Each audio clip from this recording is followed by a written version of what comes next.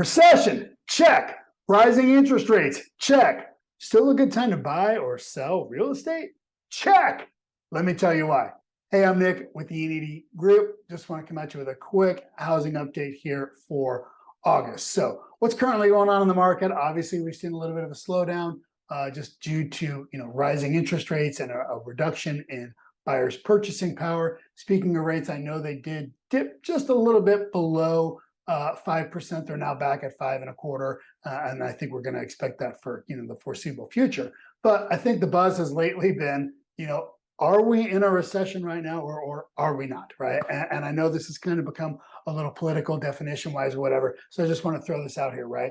The National Bureau of Economic Research defines a recession as a significant decline in economic activity spread across the economy lasting more than a few months, normally visible in real GDP, real income, employment, industrial production, and wholesale retail sales. Okay, so well, I have myself for years and others use not the steadfast definition, but more the rule of thumb, kind of about 2 consecutive negative quarters of GDP. And typically this is why, because when we consider the last 10 times it's happened over the past 70 years, we have ultimately ended in a recession. So just keep that in mind. Again, we've had some good jobs numbers. We'll see how that plays out. They did just vote for an Inflation Relief Act by spending another whatever. Anyway, so we'll see how that works out. So anyway, is there a recession around the corner though? If you don't think we're in one right now,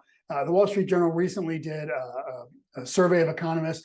Just look at the increase in just over a year of what the economists actually think is coming in the next 12 months. Again, don't have a crystal ball. We'll see what's going on. But if we are in a recession, or it does ultimately happen here before the end of the year, which is entirely possible, right? What does that mean for home prices? Are we going to see home prices fall? Probably not. If you've been watching these videos that I put out here for a long time, you've seen this slide many a time. Typically, a recession is not directly correlated with falling home prices. Yes, in 2008, during this recession, we saw a huge reduction in home prices. Keep in mind, though, this recession was specifically brought on by the housing market, right? And the collapse of lending practices. But usually we see a little bit of an insulation of the housing market from a recession. However, when you consider those same recessions and you look at mortgage rates, they typically do come down during a recession, right? On average, they've fallen about 1.8 points, throughout the past 5 recessions. Is that going to happen now? We're going to see. You have to realize these past 5 recessions right here, we didn't have the highest rate of inflation in the history of the country. So we have to keep an eye on what's going to happen. But, will that cause a crash in the housing market? We've been talking about supply and demand for a long time. No, it's not.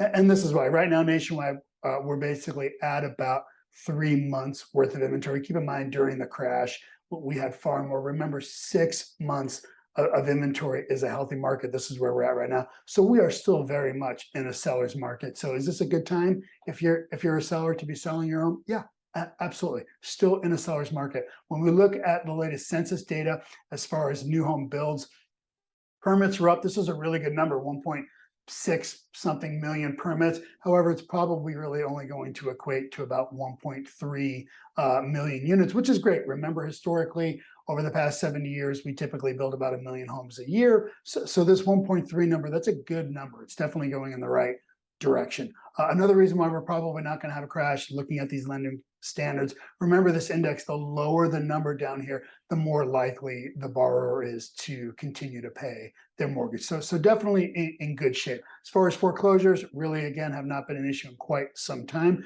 We did see a little, kind of a little bump, a little bounce right here. This is probably due to the moratorium, but keep in mind, even these numbers now we're looking at are still basically in line with where we were pre-pandemic. Things are trending down. Remember that about only 18% of the people in forbearance right now truly have no loss mitigation plan, right? But remember, they probably have enough equity in their home that they could sell the home and get out of trouble. But again, this 18% of the people that actually are in forbearance, this is not going to be enough to move the needle from a price standpoint in the real estate market at all. Okay, and this is basically just them saying, again, they expect it to remain quite low. Keep in mind, they didn't have a lot of the same things we've had here. When the pandemic hit, and we had all these, forbearance things and people doing modifications. That stuff didn't exist in 2008, right? So when stuff started to really go south, buyers didn't, or borrowers really didn't have a lot of options that are available today to keep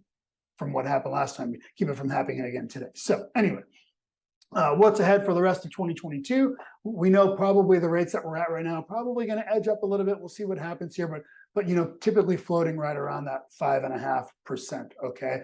However, this could be a silver lining, right? Because basically this is kind of the stability that people have been looking for in the market. With this little bit of a slowdown with rising interest rates, that 18, 19% home appreciation every year was just not sustainable. And we've been saying it for some time. I've been saying it for quite a while too, that we really expect things to get back to more a 5 or 6% annual appreciation, more normal to a regular market. Right now, I'll show you, we're looking at about, maybe kind of around 10% right here, the average. Okay, so again, still a good time, to be selling. However, we're also thinking that, prices probably aren't going to come down in a meaningful way, but we've definitely seen, home sales have slowed a little bit. Okay.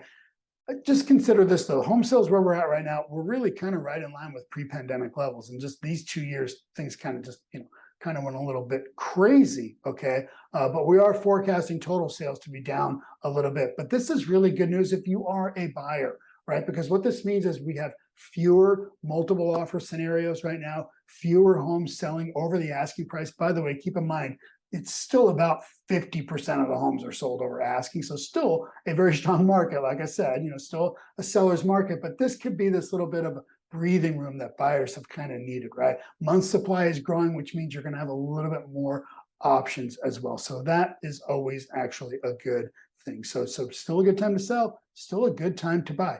Keep in mind, yes, rising interest rates suck, 5.5, 6%, but again, those rates are historically low. So anyway, if you have questions about what's going on in your neighborhood, whatever, let me know. I'm also going to follow up this video with two, specific updates for San Diego and Sarasota, like I always do. But again, you have any questions about any of this data, what your home is worth, what you need to do right now to capitalize on this market, hit me up, give me a call, send me an email. Always happy to have that conversation with you. And that's it. Thanks so much for tuning in. Remember, who you choose to negotiate for you absolutely matters.